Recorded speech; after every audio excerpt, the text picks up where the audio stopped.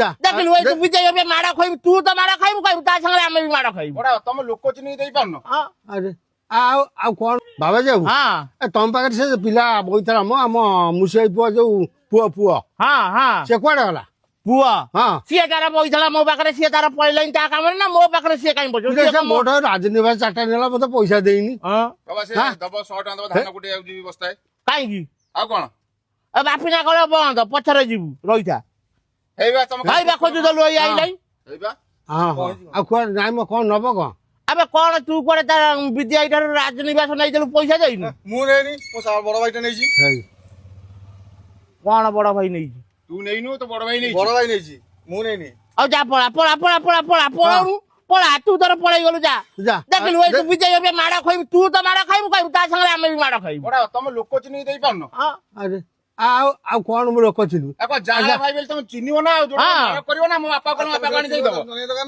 ହଁ ଆଉ ଏଗୁଡାକ ଇଏ ଯେବେ ମାରିଥାନ୍ତା ଅବିକା ମୋ ବାପା ଇଏ ନୁହେଁ ସେ ନେଇଥିଲା ମୁଁ ସମ୍ଭାଳି ପାରିବି ଆଚ୍ଛା ଇଏ ନୁହେଁ ସେ ନେଇଥିଲା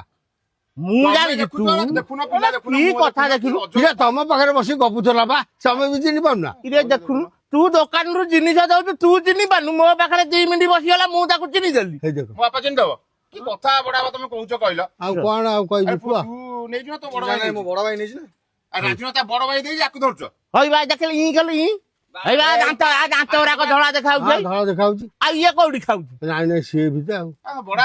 କେତେ ପଇସା ନେଇଛି କେତେ ପଇସା ଅଛି 20 ଟଙ୍କା ଆଉ 20 ଟଙ୍କା ହଁ ଆଉ ଆଗରୁ କିଛି ନେଇନି ହଁ ଆଗରୁ ଏମିତି ହେଲେ ସେ କହିବ ମୁଁ ନୁହେଁ ସିଏ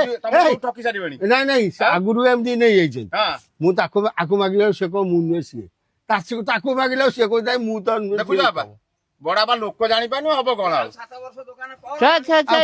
କରିବା ଇଏ ଦୋକାନ ତାଲା ପକେଇବ ଯାହା ଜଣାଗଲା ଏଠି ଗାଁରେ ଆଉ କଣ କରିବା ଚାଲେ ଯିବା ଚାଲେ ସେ କର କଳକୁ ଯିବା ନହେଲେ ଚାଲେ ଏଠି ଆମର କର ନା ତମ 100 ଟଙ୍କା ଦେଇଦ ମୁଁ ଧାନ କୁଟିଆ ତମେ ଯିବା ଦରକାର ତମେ କାଇଁ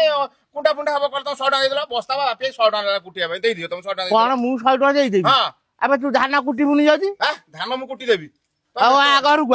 ଆ ତମେ ଦେଇଦର ପଇସାଟା ଘରକୁ ତୁ ପଇସାଟା ମୁଁ କଣ ମାରିକି ବୁଲୁଛୁ ଆସୁନୁ ଘରକୁ